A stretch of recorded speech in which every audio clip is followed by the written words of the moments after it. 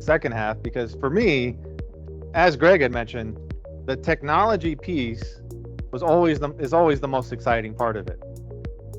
What we didn't think about when we first started out, though, was that our technology would be so different, so much so that we should even offer what we've made for ourselves to others. And so thus, we want to talk about software as a service, and even following a software as a service subscription-based model, and even applying it to our physical franchise model, so we can lower the barriers of entry there as well, so that we can continue to get more involved. We see the market segmented for us across a number of different markets, right? And so if we're going to start to get our head around what is our total addressable market, what is our TAM, we're going to have to look at some pretty large industry. When we look at consignment, right, that's both individual consumers and business fleets, but that's new, right? That doesn't really exist as a market yet. That's something we're eking out. We can easily put together numbers for auto dealers, insurance, body shops, salvage yards. So what does that look like? If we look at them just as a size, right? Obviously, insurance is much bigger than this, but when it comes to auto insurance, vehicle claims in the U.S., the $274.2 billion industry, right? That's not our TAM. The retail aftermarket to consumers that they purchase these parts is even bigger at $392.5 billion. When we look at the existing salvage and recovery business, is reported at 16 billion. Again, salvage and recovery, I would say that's probably only a third of what the real business is, because most of them don't report, right? So it's likely bigger. And then the auto body repair industry, right? The professional auto body repair industry to fix the car when it does break down, at 9.8 billion. That's how it stands now. So how do we fit into this? Where do we play? We see us of markets. Again, we're just talking about market. We're not talking about what we think we can sell yet, but what size of a market segmentation can we eke out? Our salvage as a service software, we believe, not just with ourselves, but even other copycats, right? And others, as they get into this, will start to carve out 8.3 billion. The consignment B2B industry, when talking directly to those with fleets, those who, just dealerships that want to work through consignment, 2 billion, and then with consumers, 1 billion, right? Just pieces of numbers, right, that we want to pull together. How do we break this down a little bit further? We see the growth of those targets versus the TAM on consignment as we look at Rehicle corporate, remember, right? Franchises are different, so we're not just talking about sales of parts. But our growth of Rehicle corporate from year one going forward at 1.1 million, we're on track. Year two, 3.4 million, and year three at 6.8 million. And so when you add these together, really only represents 0.3% of the $3 billion capturable market. I'd like to say we're conservative in these numbers. Can we do more?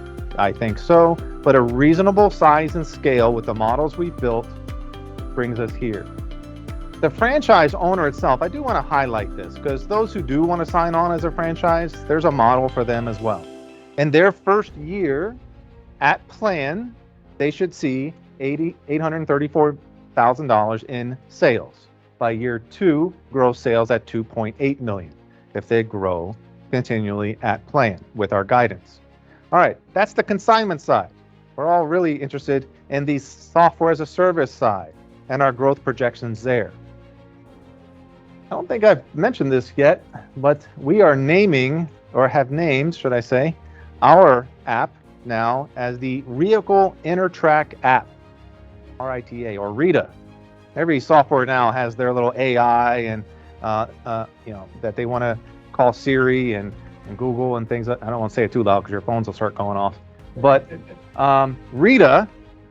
is our software as a service. We see sales of year 1 at 3.3 million, year 2 9.9, and year 3 at 29 million. When you put that against the 25.9 billion addressable market, the 3-year sales together represents a 0.3% of the new addressable market, right? Not everybody's going to buy everything we sell of that, right? So again, conservative in the models. Can we get more aggressive? Antonio thinks so, but he's the one that knows how to do that, right? These are the models that we built. Of the mix that you're going to see of how we break up that software, different software packages of that product mix, most of it is within a silver package, which I'm going to explain how we start to segment each of those. So where do the competitors play? And I say air quote competitors because really they're almost so far behind and need help, right? So we can partner with them and help them bring that software out of the late 90s and into the 2020s, right? For example, Cardash Parts or Hollander, they're very focused on inventory management.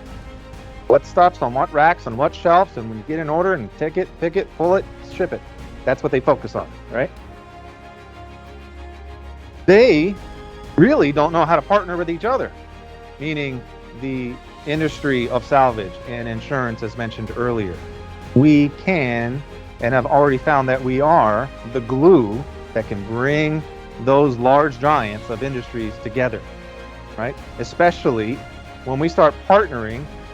We can do this in a couple ways. One, we can clearly sell licensing to our API and integrate with the data capabilities. Larger insurance companies like the State Farms and the Allstates, right? They custom build their software. So to use our stuff, they already integrate with other APIs and other things. So we would work with them on that. But as the other software companies that we talked about, we would start to jointly create plugins that complement their software and actually makes their software better by partnering with us, right? Aligning with the industry verticals and the software vendors that are already out there. Auto body shops. There are umpteen thousand different solutions to figure out how to do collision and repair, right? Most of them use the top 3 or 4, but there's a bunch of them out there, right? There's no shortage of them. So going back to our consignment operations model, I'm not going to bore you with the whole spreadsheet, but I just want to highlight this one thing. It's not just purchasing a franchise anymore. We've actually segmented it into someone could purchase a distribution center as a licensed franchise that does the breakdown and the distribution. But some may want a retail front that more focuses on forward sales. Then they have the retail franchise. We've now split those apart. But then as we talk about partners who want to actually partner with us and bring vehicles with us or start to do breakdowns and utilizing our systems, affiliates who want to get a larger amount of share of the consignments and they continuously bring vehicles to be broken down, and so forth. But R.I.T.A, as our software as a service, is broken up into standard, bronze, silver, gold, and platinum. Now I'm highlighting this blue box here because we believe that this is our sweet spot. Let me explain. Let's take our appraisal app. Put a VIN number in and give you back how much your car is worth in parts. If I put that in the hands of a guy who's buying salvage vehicles, $45 a month is, we find under $50 a month is a good sweet spot for them, which they get so many pulls of how many appraisals that they want to pull. So for $45 a month, they get 1 user license and they can do 10 pulls a month. Now, if they upgrade for the year, they'll get 2 months free. Plus a new feature, which also adds on within that vehicle, what is the demand index of the value of that vehicle? Certain Honda Accords or Hyundai this or that. What is the demand going on right now for those vehicles, right? A nice little slider there. On our then silver package at $4,500, Again, they also get 5 licenses. They'll also get the not just the market demand index, but also the hot parts identification, saying when you're breaking down this car, you should be pulling these 3 parts first, get them, they're already pre-sold or shipped or what have you, right? And then a profit amortization estimator. Here is the moment where I tell you this is why this is our sweet spot. Pricing import into PowerLink, CarPart, or Shopify. These are the platforms that they're using now. These are the software that they're manually entering in, and at minimum is 4 hours worth of work. Even if you're paying the person $10 an hour, it's $50, right? To do real research for each vehicle, to break it down and get all your pricing, it's a good couple days worth of work for somebody. That's why they don't do it, right? You see a lot of call for price. So we take our R.I.T.A app where we not only get the top 10 parts, but we get all 200 parts for that vehicle and show them a side-by-side screen so they can actually import those prices directly into their inventory management system. This is a no-brainer. This is a time saver, a money saver, and helps them sell their vehicles. We believe that we will sell many of these, plus this is $5 a vehicle for the import, right? You have these features. On this, it's $10 a vehicle. Here it's $5.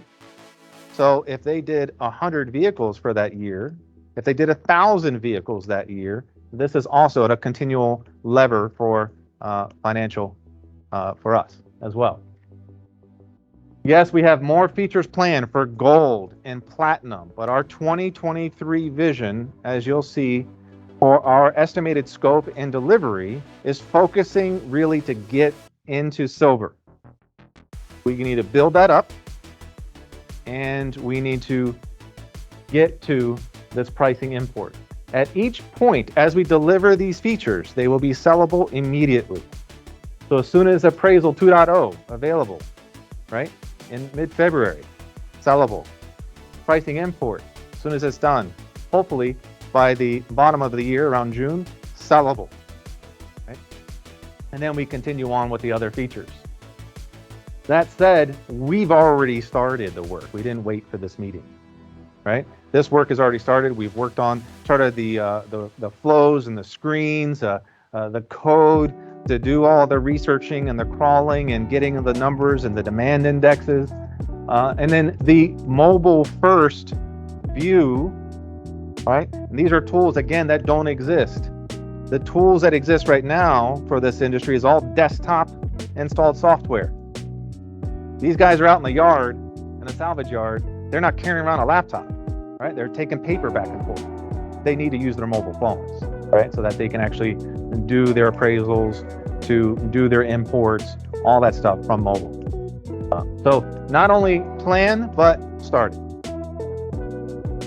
Our new tech stack, I showed you the tech stack earlier. I'm not going to again get into all the details, but the reason I'm highlighting this is that I wanted you to see that we're planning this architecture around scale so that this software as a service can meet demand using the best of breed across multi-clouds, right? The top 4 of those clouds, and only building the pieces that differentiate us in the market, right? So there's other tools that are that HashiCorp provides that helps us with orchestration. We still have the front end of our CRM with HubSpot and Shopify and integrate with IMS, but this is where we differentiate our software services. Back to our funding. Now that you know what we want to build and you know where we're going, and you now know where the addressable markets and the segmentation of the sales that we're looking to go for, we're looking for, as mentioned earlier, up to 1.7 million at a $10 million valuation of how we stand right now based on a year of sales and a year already in business and where we're going from here. We expect this to be higher, right? But as we stand right now, we're looking for effectively less than 12% of the total investment, and whatever ratio that may be, to continue to help on the operations side as we scale out those franchises. Again, I don't think I mentioned it earlier, but if you haven't figured out by now, our consignment business, our salvage business has provided us years, if not decades worth of data that we would never have received otherwise. If we had just went out and said, all right, we're going to make this software and had no real knowledge of how these things work, without physically putting our hands on this stuff, we would never be this far along, right? And so we feel that it's critical and crucial to our business to not only function that way, but also to be able to say to the salvage yards or to others in the industry, this is how we work. This is how efficient we are. You can do it like this too. Use our software, right? Our software as a service side, we're looking for at minimum 500,000 up to 1.5 million to develop the roadmap as explained that we've already started on.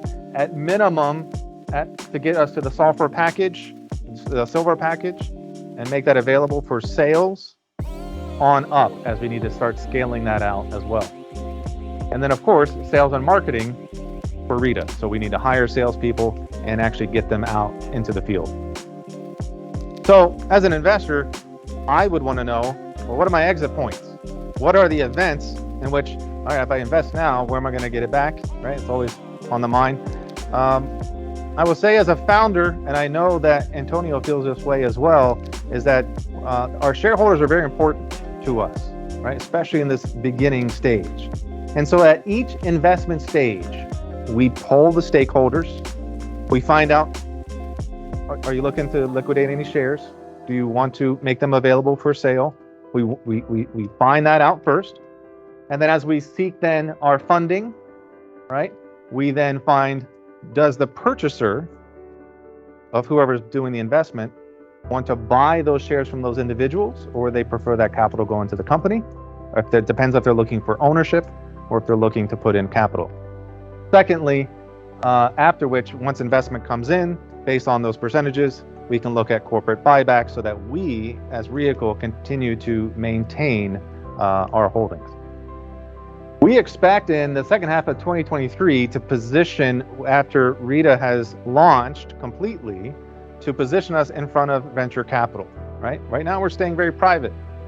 We'll start going into venture capital for additional sales force and expansion of those software capabilities, not just nationally, but also internationally as well. We expect in 2024 that those same VCs would likely push for some type of buyout or sales event, potentially even to someone else much bigger than us that's already in the auto industry that might want to buy out the solution and market it from there. So those are the expected events and targets from here. As discussed in the room, we do expect that our valuation is probably much larger than 10 million. But I prefer to see it more concrete, right? I want to see stuff running and happening. That's kind of more the architect in me from a design perspective. We do believe that once the software is available, that our target valuation will be 10x that at 100 million. So to wrap up, our 2023 go-to-market strategy is on 3 pinnings. 1, scale the franchises to capture additional insight with direct feedback from salvage. 2, direct e-commerce and marketing to promote the brand and the solutions, and partnerships, right? Much of our operations budget is focused on those partnerships, getting into the salvage industry, the software. We have conversations already happening there. Insurance agencies, software companies, we've not touched that yet. This is a whole nother area that we want to break into and start to market our data solutions that are unique for the insurance industry. And auto body collision software, right? As we mentioned earlier, we can integrate with many of them. Are there risks? Yes. We've overcome many of those risks the first year. I hope we've demonstrated that here in that first hour as we went through. We've gone through a lot of lessons learned. We've gone through a lot of trials and errors. And now we're on a very successful track of things that are in fact working. We continue to find what works and shave off what doesn't. There's risk, obviously, of failure for anything. we have already surpassed the biggest milestone for failure, is getting past the first year, right? I would say we may even have a risk of success. This thing takes off, and we need to fulfill all of this based on the market demand that we have. And that's where some real focus on scale and distribution are going to come in. So with that, I'd like to thank everyone that has come here in person. I'd like to thank everyone that is on our remote meeting. And even if you're catching it afterwards, thank you so very much for taking the time to be here, to watch. We're very proud of all the things that we built here. We're proud of the team that we've assembled, and we're very much excited for what's coming forward in 2023 with Antonio at the helm. So with that, thank you very much, and I appreciate everyone being here.